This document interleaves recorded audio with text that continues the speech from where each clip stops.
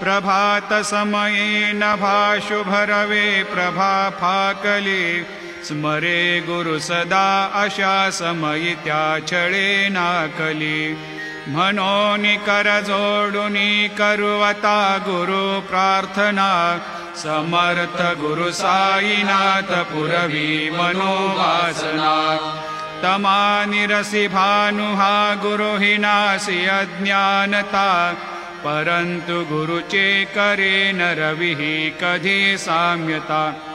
पुन्हा तिमिर जन्म घे गुरु कृपेनी अज्ञानना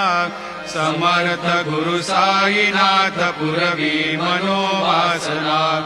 रवे प्रगट होऊनी त्वरित घालवे आलसा